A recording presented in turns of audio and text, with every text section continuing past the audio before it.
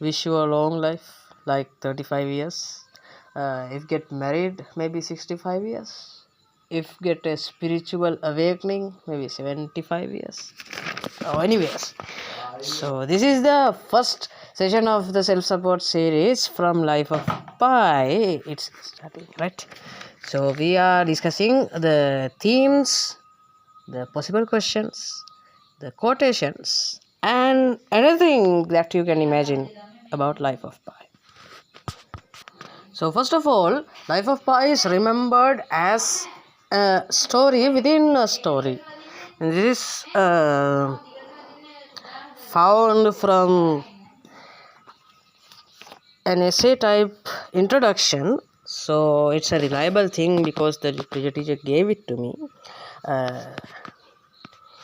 Story within a story. How it is a story within a story? Because the actual story is starting with the author's note, which is about a novelist failing his first novel, then trying to write a second one and failing it as well, then finding Francis Adirubasamy and the story of Life of Pi.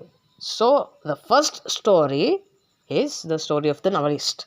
Second comes the story of Pi, which is within the novelist story. Alright, so there are two stories for now.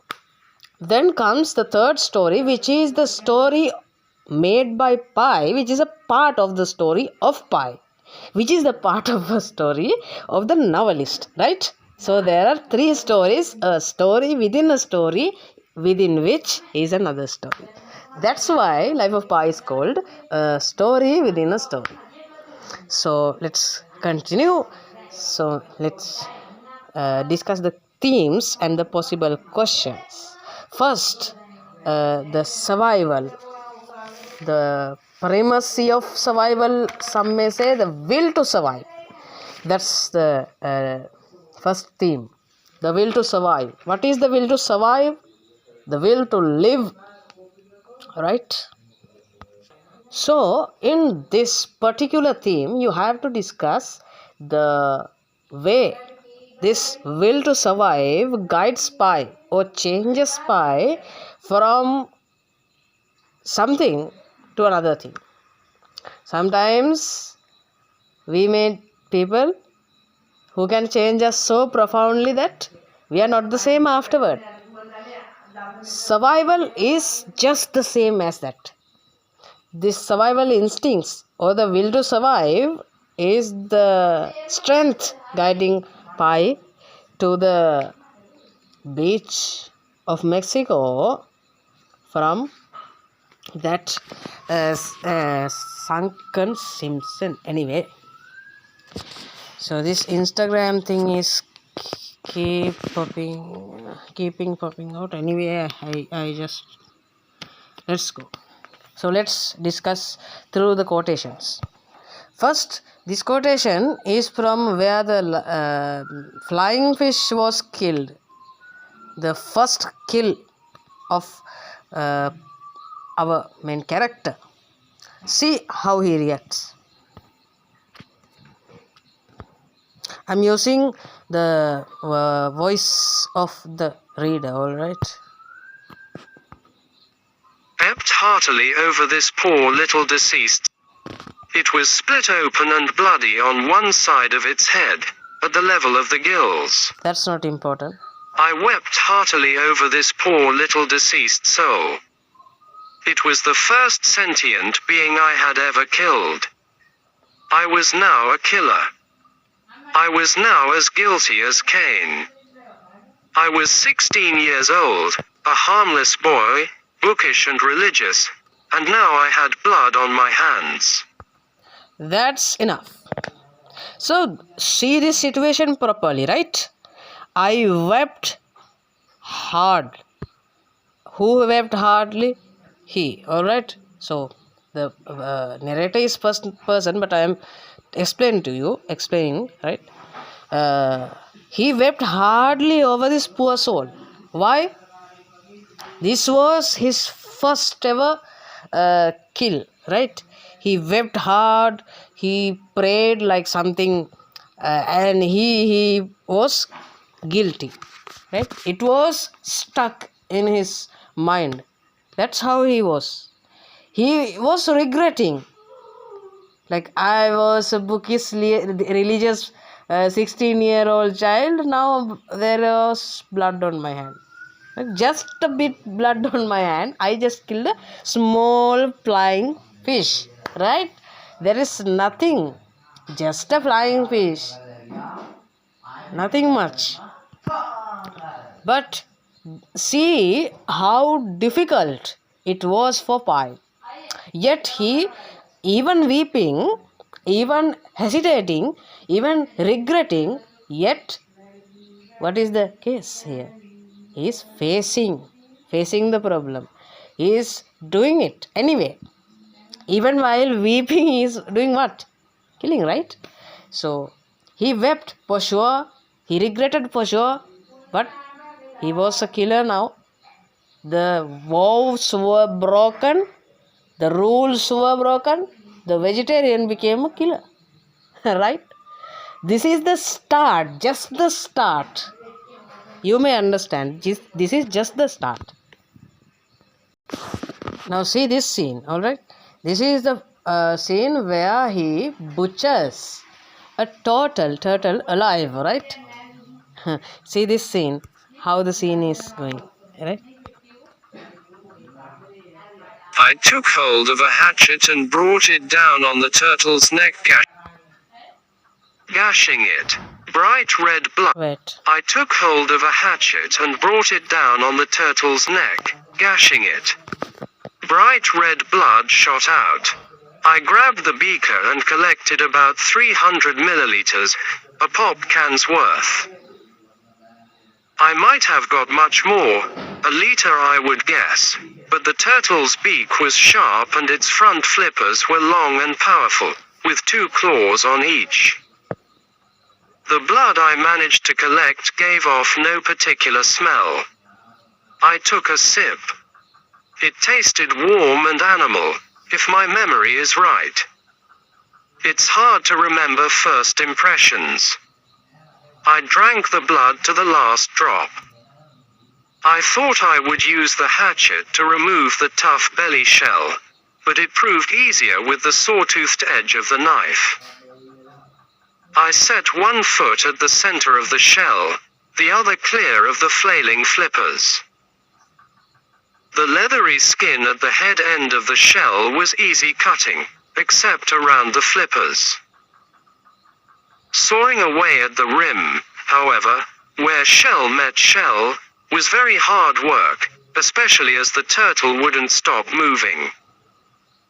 By the time I had gone all the way around, I was bathed in sweat and exhausted. I pulled on the belly shell. It lifted reluctantly, with a wet sucking sound. Inner life was revealed, twitching and jerking muscles, fat, blood, guts and bones. And still the turtle thrashed about. I slashed its neck to the vertebrae. It made no difference. Flippers continued to beat. With 2 blows of the hatchet I cut its head right off. The flippers did not stop. Worse, the separated head went on gulping for air and blinking its eyes. I pushed it into the sea. The living rest. Page 107 Jan Martel, Life of Pi. Mistake. Of the turtle I lifted and dropped into Richard Parker's territory. This is when it's connected, the living rest, I dropped it to the Richard Parker's territory.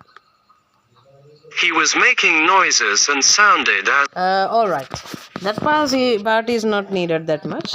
Now let's go through this part. Alright, the turtle was butchered alive. Can you see that? The turtle was butchered alive. The twisting and turning inner life was revealed. Where was the pain? Where was the weeping? Where was the prayers? Where was the innocent, bookish, religious vegetarian. Do you see that? Now there was blood on my hand. What he said earlier. Remember the story when he said earlier, there was blood on my hand. I was a bookish, religious young child. There was blood on my hand. Then what is happening here? Bright red blood shot out. What did I do? Wept? No, I collected it in a basket. That's the change. That's the heartlessness. That's the emotionlessness that has arrived in him. How did it started? What's the point of that? The instinct to survive. The will to survive. This is the point where you find it. Right? See how that weeping child who wept over a useless thing, a flying fish, which is not worth anything, came to butchering a turtle, a cute animal alive. See, he just cut off the head.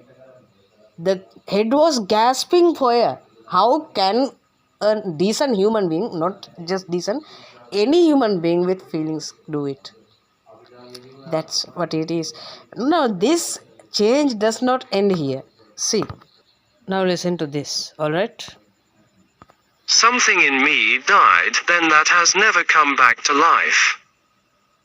Page 139. Jan Martel, Life of Pi. Chapter 91. I climbed aboard my brother's boat. With my hands I explored it. Now this part is not that much needed. Let's PPED. As soon as I caught a fish, I pray for his soul. They slipped into my mouth. I mean small pieces, I will further confess that, driven by the extremity of my need and the madness to which it pushed me, I ate some of his flesh. I mean small pieces, little strips that I meant for the gaff's hook that, when dried by the sun, looked like ordinary animal flesh. They slipped into my mouth nearly unnoticed. You must understand, my suffering was unremitting and he was already dead. I stopped as soon as I caught a fish. I pray for his soul every day. I stop. Yeah. You must. What a justification. Let's go through this text again. If you must understand. Won't, but I'll just be quick. You can rewind the text and see. All right. So, what's going on here? What happened? Who is he? The Frenchman. What's going on? Something in me died then. That has never come back to life. What happened? This person, this vegetarian who hesitated to eat any meat, right? Any kind of meat. First, very hesitant, wept over just a flying fish, then became ruthless enough to butcher a turtle alive. Now what happened? Strips of pieces slided into my mouth without my notice. How can it be? Is it logical? Is his neurological system working on another one's control? Is Richard Parker controlling him? No, it's his own mind, his own consciousness. What's going on over here? What's going on? Cannibalism. Why? What is the reason? The instinct, the will to survive. It has changed this poor child into that extent that he is eating his own kind, human flesh. He is confessing and justifying his action by saying, what? I prayed for him. I don't know. I prayed. God save me. I am not saying that he was wrong. I am saying this is how survival, will to survive, changes people. This is not the only point. We are going further. Now, my facts are a bit twisted over here and there and everywhere. Alright, you will hear them and adjust them into the correct order in your mind. Okay, I'm not going to do everything for you because I'm yourself. You know how lazy I am. So, yeah, listen to this. More likely the worst would happen. The simple passage of time, in which his animal toughness would easily outlast my human frailty. Only if I tamed him could I possibly trick him into dying first, if we had to come to that sorry business. Yeah, if only I tamed him. Is it a possible thing? Is it possible to tame an adult Bengal tiger? No, it's not. Yeah, it's possible if you are Pi. It's possible if the tiger is Richard Parker, but in real life it's impossible. So, you couldn't tame Shadow. So, stop imagining getting a tiger as a pet. So, let's go to the business. What is he doing? This fragile 16-year-old boy is thinking about taming an adult Bengal tiger. Is it a possible thing? No. Then why is he thinking about that? He has listed a list of what? Options, right? He has listed a list of options. He had thought of many plans. None of them were useful. Most of them were just nonsense. This was the only possible thing that he could do, so he decided to do it. What is the point over here?